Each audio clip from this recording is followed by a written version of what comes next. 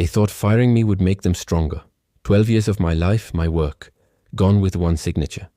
There were no goodbyes, no real explanation. Just a cold, sterile email from HR, effective immediately. They called it a business decision. I called it betrayal. When you've helped build a company from the ground up, you know every secret it hides, every skeleton in its closets. And I knew something they had long forgotten. A clause I personally wrote into our compliance framework 5 years ago.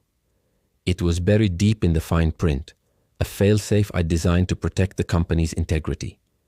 It stated clearly, no major transaction can proceed without the unanimous consent of all original compliance signatories. As I walked out that day, they were in the middle of celebrating the biggest sale in company history, a massive $375 million deal. In their rush to cash in, they overlooked one tiny, crucial detail. I was still one of those original signatories.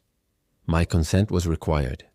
I didn't need a dramatic showdown or a heated argument. I just needed to write one email. That night, I sat down and composed a simple message. The subject line read, Potential Compliance Irregularity in Section 11D. I sent it to the investors and copied the legal teams.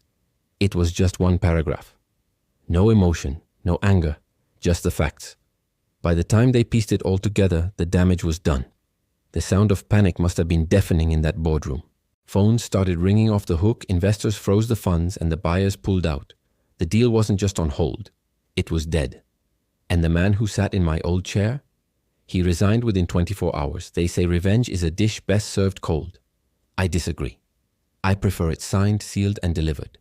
You should never ever underestimate the one who built the system. That's the story of the email that ended a $375 million deal. Thanks for watching. If you enjoyed this story, don't forget to like, subscribe, and hit that notification bell for more.